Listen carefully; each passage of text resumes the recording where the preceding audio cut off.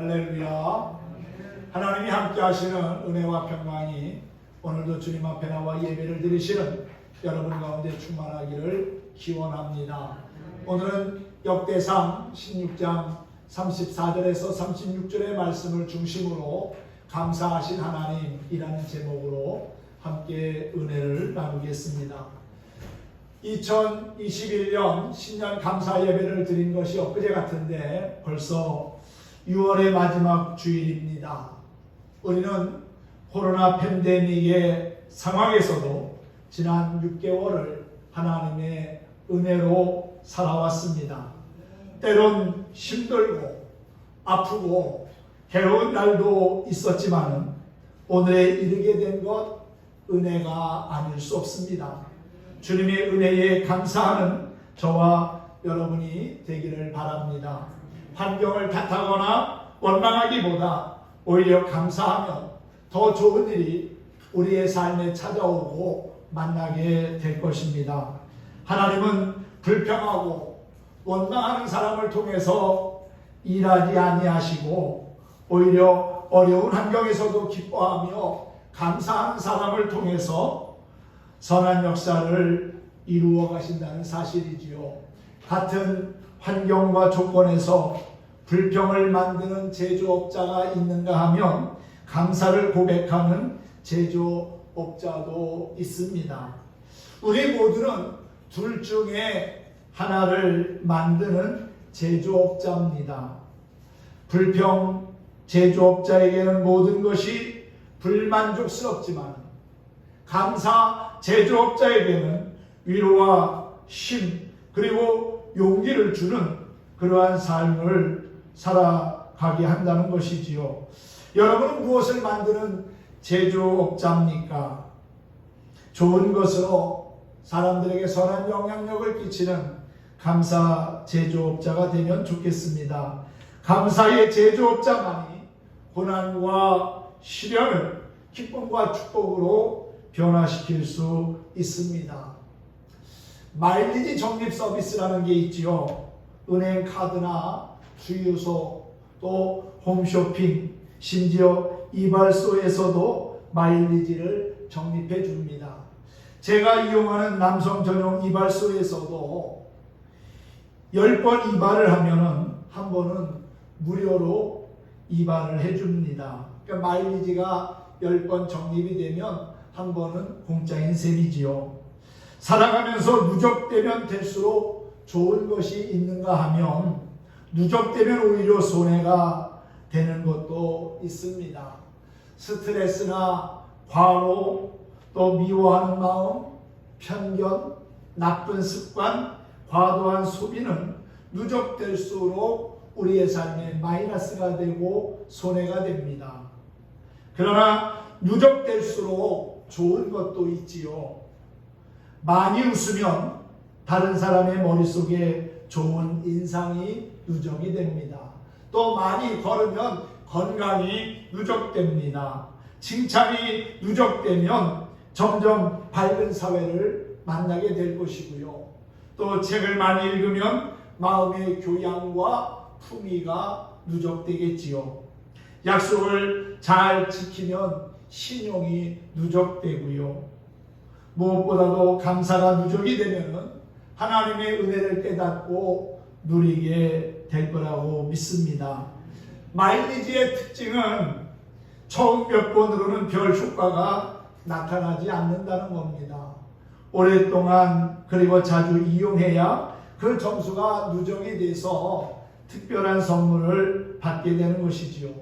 여러분이 지금까지 가지고 계신 감사의 마일리지는 얼마만큼의 포인트가 적립되어 있습니까? 하나님의 은혜를 누릴 만큼의 감사가 차곡차곡 쌓이고 누적되기를 소망합니다. 감사하지는 않으면서 오히려 은혜의 보상만을 바라는 것은 바람직하지 못한 일이라고 볼 수 있을 겁니다. 2001년에 미국 백악관 국가장애위원회 정책 보좌관이었고 또한 2008년에 국제노타리 인권상을 수상한 강영우 박사를 아마 여러분 아실 겁니다. 그는 14살 때 우연한 사고로 앞을 보지 못하는 실명을 합니다. 이 소식에 절망한 어머니는 뇌졸중으로 돌아가셨고, 그를 돌보던 누나마저도 과로로 사망을 합니다. 계속되는 절망적인 상황에서 좌절과 낭망의 시간을 보내던 강용우는 예수 그리스도를 만나게 되고 또한 하나님을 믿게 됩니다. 그러면서 자신의 부정적인 생각, 원망과 불평의 생각을 조금씩 바꿔나가기 시작하지요. 그렇게 주님과 동행하던 가운데 자기보다도 더 힘들고 어려운 가운데 살아가는 이들이 있다는 것을 알게 됩니다. 그리고는 그들을 위해서 기도하는데 이렇게 기도했다고 그래요. 나는 하나님이 복 주시기 위한 축복의 도구인데, 하나님, 내가 축복의 통로로 쓰임받을 수 있도록 도와주시옵소서. 비록 앞을 보지는 못하지만 나보다 더 힘들고 어려운 사람을 위해서 제가 헌신하며 봉사할 수 있도록 은혜를 베풀어 주옵소서라고 기도했다는 겁니다. 그 결과 그의 실명은 그뿐만 아니라 주변 사람들에게 정말 그가 기도한 대로 축복의 통로가 되었습니다. 그는 자신이 받은 축복을 이렇게 고백했습니다. 저희 가족 모두가 저의 실명으로 인해 훌륭한 사람들로 자라난 것이 하나님의 은혜고 축복입니다. 제 아내는 저 때문에 장애 공부를 시작해서 그 분야의 전문가가 되었고, 큰아들은 내 눈을 고쳐주기 위하여 안과 의사가 되었으며, 작은 아들은 나의 연설문 쓰는 것을 도와주다가 글을 잘 쓰게 되어 28살에 법학 박사가 되고 또한 상원의원의 최연소 변호사가 되었습니다. 그렇게 자신의 축복을 고백했습니다. 고난과 역경을 바라보는 데서 눈을 돌려가지고 크고 위대하신 하나님을 바라보고 의지하니까 자신의 인생이 그렇게 바뀌었다는 것이지요. 하나님을 신뢰함으로 모든 일에 감사하는 사람은 하늘의 은혜를 누리게 됩니다. 여러분, 늘 범사에 감사하면서 하나님의 은혜를 누리고 또한 그 하나님의 은혜를 흘려보내는 축복의 사람들이 될 수 있기를 예수님의 이름으로 축원합니다. 역대상 16장은 다윗이 하나님께 드린 감사의 기도문입니다. 이 기도문은 시편 96편 또 105편, 106편에도 기록된 내용입니다. 다윗은 왕이 되자 가장 먼저 하나님의 언약궤를 예루살렘으로 옮기는 일에 힘썼습니다. 오늘 본문의 말씀은 하나님의 언약궤를 예루살렘으로 옮기고 다윗이 감격하여 부른 감사의 노래입니다. 34절은 이렇게 시작하고 있지요. 여호와께 감사하라. 그는 선하시며 그 인자하심이 영원하미로다. 너희는 이르기를 우리 구원의 하나님이여 우리를 구원하여 만국 가운데에서 건져내시고 모으사 우리로 주의 거룩한 이름을 감사하며 주의 영광을 드높이게 하소서 할지어다. 여호와 이스라엘의 하나님을 영원부터 영원까지 송축할지로다. 왕이 이렇게 하나님을 높이고 하나님을 찬양하니까 그것을 듣는 모든 백성들이 아멘 하면서 화답하였다고 하지요. 사랑하는 성도 여러분, 감사의 찬양은 우리의 삶에 기쁨과 평안을 가져다 주며 예비된 주의 복을 누리게 한다는 사실입니다. 우리에게도 이와 같은 감사의 찬양과 고백이 있기를 바랍니다. 하나님이 함께 하심으로 인한 감사, 긍휼과 자비를 베푸심으로 인한 감사, 구원의 은총을 입게 하심을 감사하고요. 또한 하나님의 자녀 삼아주심을 감사하고 영원한 생명을 우리에게 허락하심을 감사하면 좋겠습니다. 감사할 조건 하나하나를 살펴보면은, 감사한 내용들을 찾다 보면은 정말 우리 안에 감사할 일들이 얼마나 많은지를 발견하게 될 거라고 믿습니다.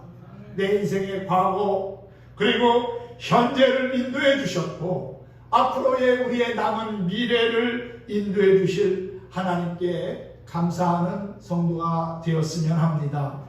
우리가 하나님께 감사해야 할 것들이 무엇일까요? 여러분, 오늘 말씀을 통해서 내가 하나님 앞에 진정으로 감사해야 할 것이 무엇인지를 다시 한번 생각할 수 있으면 좋겠습니다. 먼저 하나님은 우리의 과거를 지켜주신 정말 좋으신 하나님입니다. 물론 나름대로 과거가 힘들고 어렵고 기억조차 하기 싫은 일들도 있었을 겁니다. 하지만 그 과거에도 하나님은 변함없이 우리의 인생 가운데 찾아와 주셨고 연약한 우리를 붙잡아 일으켜 주셨고 힘과 용기를 주셔서 죄악된 세상을 이기며 이 자리에까지 이르게 하셨다는 겁니다. 지나온 날들을 우리는 과거라고 말하지요. 그 과거가 행복한 사람도 있고 행복하지 못한 사람도 있습니다. 좋은 추억을 가진 사람도 있고요, 좋지 않은 기억을 가진 사람도 있습니다. 중요한 것은 내가 그 과거를 지나서 현재에 와 있다는 것입니다. 할렐루야. 수많은 사건과 사고를 겪은 분들도 계시고 아픔과 상처를 가슴에 안고 살아온 분들도 있을 겁니다. 과거의 시간 속에서 홀로 고민하며 힘든 시간을 보낸 것 같지만, 그때는 나 혼자였던 것 같지만, 그런데 보이지 않는 주님이 함께 하시며 지켜주셨기에 오늘의 이 자리가 있게 되었다는 사실입니다. 다윗은 인생의 많은 시간을 전쟁터에서 보낸 사람입니다. 그만큼 위험한 상황이 많았다는 거지요. 전쟁터는 아이들의 노는 그러한 놀이터가 아닙니다. 요즘은 인터넷 게임을 통해서 아이들이 전쟁하는 것을 즐깁니다. 총싸움하고 사람을 죽이는 것을 그냥 별것 아닌 것처럼 생각하며 게임을 합니다. 그런데 전쟁은 얼마나 무서운 겁니까? 얼마나 공포스럽습니까? 전쟁으로 인해서 가족을 잃고 사랑하는 사람을 잃고 또한 지금도 남과 북이 갈라져서 아픔과 상처를 가지고 살아가고 있지 않습니까? 저도 그렇고 여기 계신 대부분의 분들, 연로하신 분들 외에는 전쟁을 경험해 보지 못한 세대입니다. 전쟁의 위협이 얼마나 무서운지 잘 모릅니다. 단순히 그냥 영화나 드라마를 통해서 전쟁이 이런 거구나라는 것을 알 뿐이지요. 그런데 전쟁을 경험한 분들의 이야기를 들어보면 정말 끔찍한 것이 전쟁입니다. 사람이 사람을 죽이고요, 또한 전쟁의 그 상처로 또 포탄에 의해서 몸이 절단되고 장애를 안고 살아가는 분들이 얼마나 많이 있었습니까? 전쟁은 모든 사람들에게 큰 아픔과 상처를 주는 겁니다. 다윗이 그렇게 전쟁터에서 일생을 살면서 목숨을 부지할 수 있었던 것, 그것은 바로 하나님의 은혜였다는 것이지요.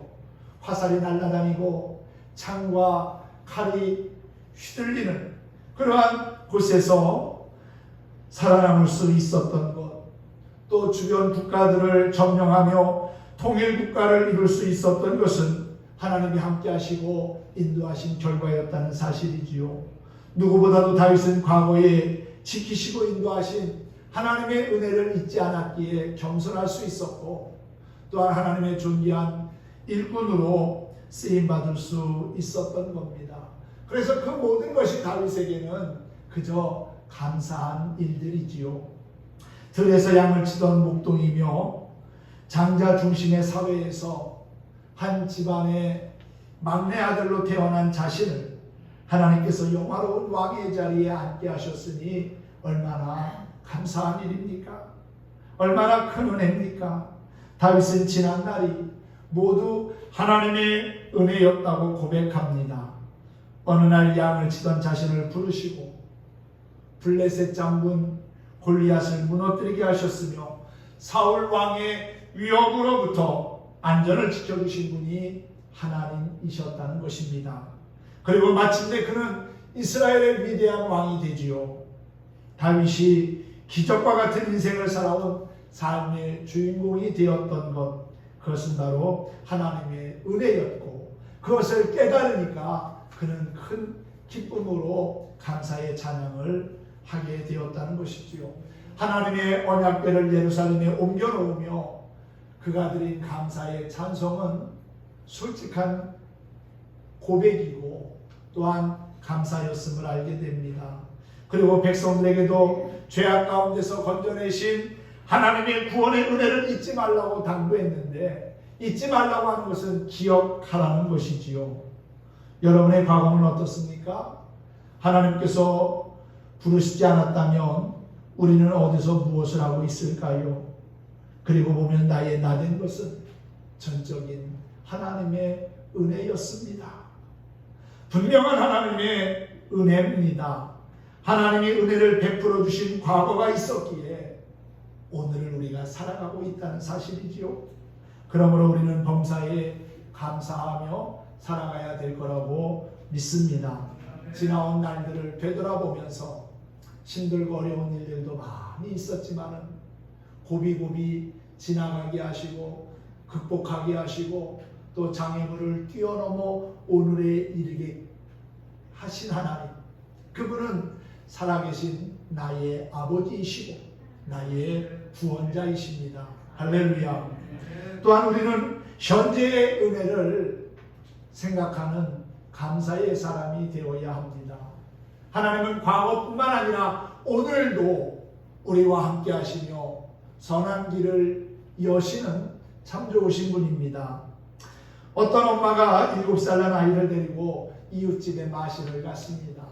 이웃집 부인이 아이에게 사과를 하나 주면서 먹으라고 하니까 아이가 당연한 듯이 인사도 하지 않고 사과를 받는 겁니다. 아이 엄마가 당혹해하면서 아이에게 말합니다. 얘야, 이런 걸 받으면 뭐라고 해야 되지? 그랬더니 아이가 가만히 생각을 하더니 이 사과 깎아주세요. 그렇게 대답을 하는 겁니다. 고맙습니다. 맛있게 잘 먹겠습니다. 이게 정상적인 것 아닙니까? 그런데 사과 하나 주니까 이거 깎아주세요. 그렇게 대답을 한 거예요. 타인의 사랑과 희생에 대해서 감사를 잃어버린 사람은 7살 난 이 아이뿐이 아닙니다. 이 아이의 모습은 바로 어른들의 모습일 수 있습니다. 자신을 위해서 베풀어준 친절에 대해서 무관심하고 침묵한 채 더 많은 친절을 베풀어주기만을 바라고 요구하는 것이 오늘날 혹시 우리의 모습은 아닙니까? 그리고 더 많은 것을 베풀어주지 않을 때는 오히려 원망하고 불평합니다. 사과 껍질을 벗겨주지 않으면 사과를 준 사실에 대해서는 전혀 감사하지 않는 세상입니다. 오늘 현재를 생각하며 감사할 수 있는 사람이 하나님의 은혜를 아는 사람입니다. 오늘을 감사하며 삽시다. 그렇게 말하면 감사할 것도 없는데 뭘 자꾸 감사하며 살라고 합니까? 감사 알레르기 반응을 보이는 이들도 있습니다. 그도 그럴 것이 잘 되는 일이 없는데 무슨 감사할 마음이 있겠습니까? 그러나 이것 때문에 생활이 가로막혀 답답함을 알아야 합니다. 감사가 멈추면 삶의 모든 동력을 잃어버리게 된다는 것이지요. 요즘 성인병 때문에 많은 사람들이 고민합니다. 고생하기도 하지요. 그런데 대부분의 성인병은 혈관과 관계가 있다고 하지 않습니까? 혈전이나 또는 어혈 때문에 혈관이 막혀서 생기는 그러한 질병이 50세, 60세가 되면은 점점 많아진다는 거예요. 당뇨병도 그렇고 고혈압, 동맥경화, 통풍, 그런 것들이 다 결국은 혈관과 관계된 질병들 아닙니까? 혈관이 막히는 것을 예방할 수 있는 방법이 두 가지가 있다고 합니다. 한 가지는 운동을 많이 해서 근육을 건강하게 만드는 겁니다. 근육에 탄력이 있으면 피의 흐름이 원활해진다는 것이지요. 또 하나는 뇌를 활성화시키는 방법입니다. 인간의 모든 활동은 뇌의 통제를 받게 되는데 면역체의 기능 역시 뇌의 명령을 받아 통제됩니다. 그래서 뇌를 활성화시키려면 좋은 생각을 하고 플러스적인 발상을 해야 한다는 겁니다. 매사를 부정적으로 생각하고 머리를 싸매고 걱정에 빠지면 뇌 속에 산소 공급이 잘 이루어지지 않습니다. 그러니까 머리가 무겁고 자꾸만 어지러울 수밖에 없는 것이지요. 요즘같이 의학이 발달하는 그러한 세상에서 정신관리만 제대로 해도 100세까지는 건강하게 살 수 있다는 것이 의학 보고로도 발표된 바가 있습니다. 물론 우리의 육신도 건강해야 하지요. 하지만 더 중요한 것은 우리의 영혼이 건강해야 한다는 겁니다. 영혼의 문제, 영원한 생명의 문제는 이보다 훨씬 더 중요한 문제지요. 감사가 없는 신앙생활은 일종의 동맥경화와 같습니다. 감사가 막히면 삶의 크고 작은 문제들이 하나님의 은혜와 복을 차단한다는 것이지요. 여러분, 형통이라는 말이 있지 않습니까? 형통은 문제가 없이 잘 순조롭게 통한다는 겁니다. 사람들은 누구나 만사 형통하기를 원합니다. 하나님과도 형통하고 사람과도 형통하고 물질과도 형통하고 우리의 삶의 모든 관계가 형통하기를 원하지요. 형통한다는 것은 잘 통한다는 겁니다. 여러분, 우리의 믿음 생활이 감사를 통해서 더욱더 형통해질 수 있음을 기억하시면 좋겠습니다. 현재 우리들이 누릴 수 있는 가장 큰 축복의 삶은 그리스도 안에서의 삶입니다. 오늘 내가 주 안에 살고 있다는 사실만으로도 축복입니다. 감사할 일입니다. 현재 삶의 어려움, 환경이 좋지 않음, 이 모든 것들이 아무리 어렵다 할지라도 주님 안에서 살고 있으므로 우리는 감사할 수 있어야 한다는 것이지요. 존 밀턴이라고 하는 사람은 말년에 앞을 보지 못하는 소경으로 살았습니다. 에디슨은 말을 듣지 못하는 청각 장애를 앓았습니다. 그럼에도 그들은 한결같이 믿음을 가지고 감사하면서 살았기에 에디슨에게 하나님은 발명왕의 영광을 주셨고, 또한 존 밀턴에게는 신라원이라고 하는 책을 집필할 수 있는 것으로 보상해 주셨습니다. 이것이 감사하는 사람에게 주어지는 축복이고 상급이라는 사실이지요. 포기하고 주저앉아 있다고 해결되는 것 아닙니다. 현재의 상황에 감사하면 더 나은, 더 좋은 미래가 나를 향하여 미소 지을 것입니다. 없는 것 가지고 불평하고 낙심하는 자가 아니라 비록 작은 것일지라도 그것을 귀하게 여기고 감사하다 보면 그 작은 것이 내 삶을 더욱더 풍성하고 행복하게 이루어지는 복된 역사를 만들어 줄 거라고 믿습니다.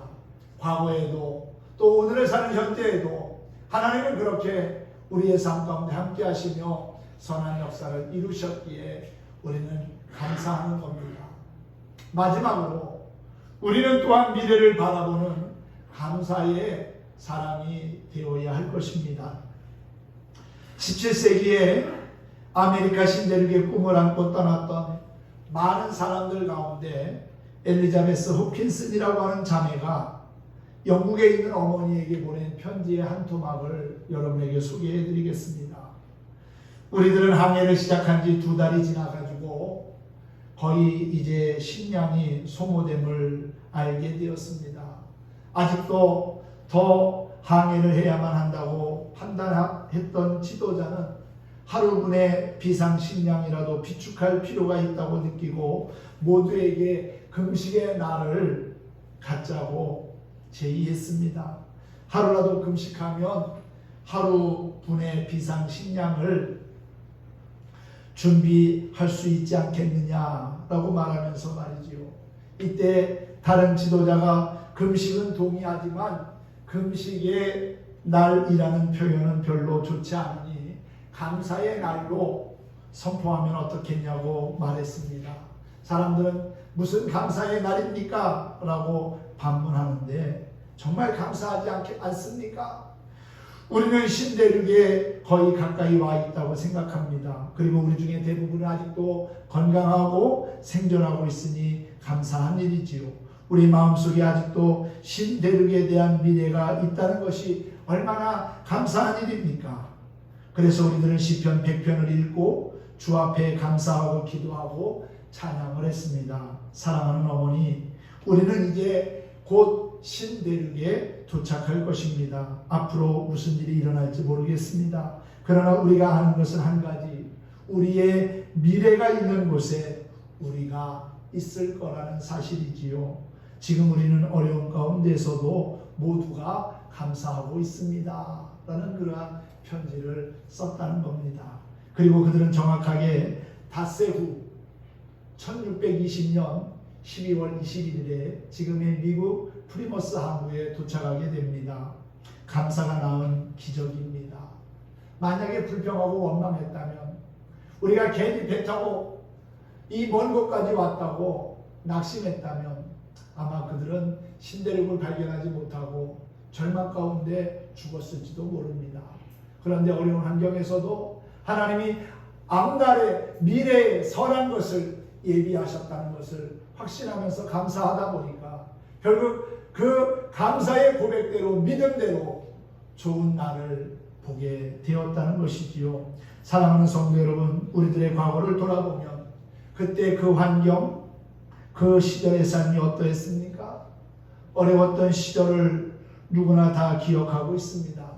그런데 지금까지 내 뜻과는 상관없이 하나님이 인도하셔서 오늘에 이르게 된 것 아닙니까? 참 감사한 일입니다. 이제 우리는 미래에 대해서도 감사해야 합니다. 지난날처럼 장차 우리의 미래도 하나님께서 인도해 주실 것이기 때문입니다. 분명히 우리의 앞날을 우리가 생각하는 것보다 훨씬 더 좋은 길로 하나님께서 인도해 주실 것을 믿으시기 바랍니다. 그러므로 우리는 선행적 감사를 해야 합니다. 되어진 일 때문에만 드리는 후속적인 감사가 아니라 앞으로 되어질 하나님의 놀라운 은혜와 축복을 기대하면서 미리 감사하는 선행적 감사의 사람들이 된다면 정말 좋겠습니다. 이런 미래에 대한 감사의 마음을 가지고 살 때 소망이 있습니다. 기쁨이 있습니다. 그리고 만족함이 있습니다.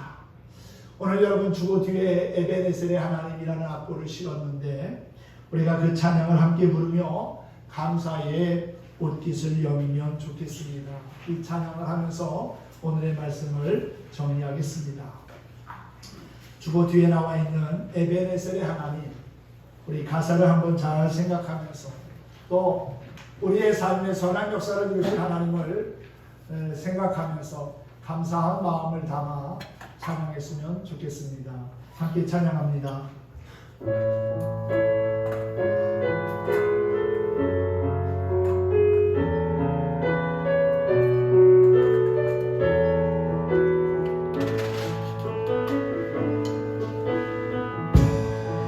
감사하신 하나님,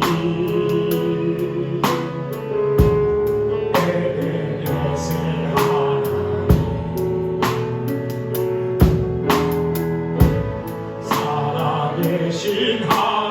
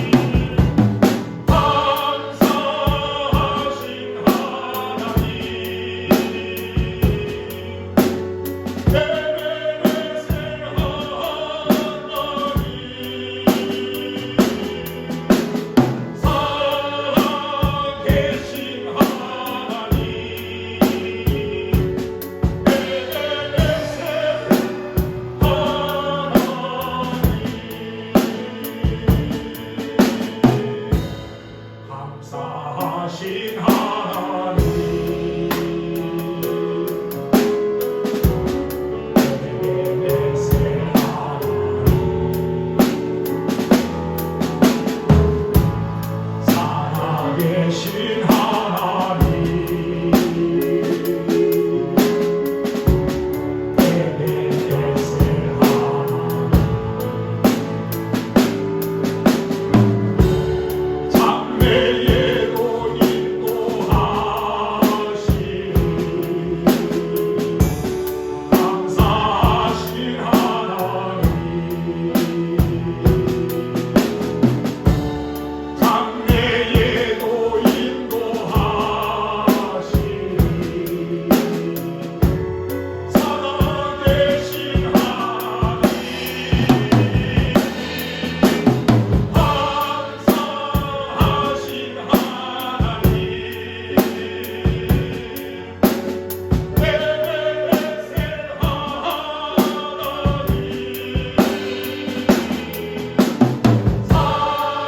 살아계신 하나님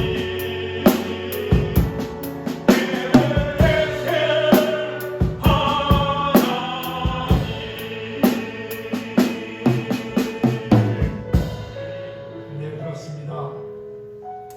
지난 과거의 시간 속에서 지키시고 인도하신 하나님, 2021년의 6개월을 코로나 팬데믹의 상황에서도 안전하게 보호하시고 지금 현재도 함께 하시며 앞으로 장래에도 인도하실 그 하나님, 지금도 살아계신 나의 하나님이십니다.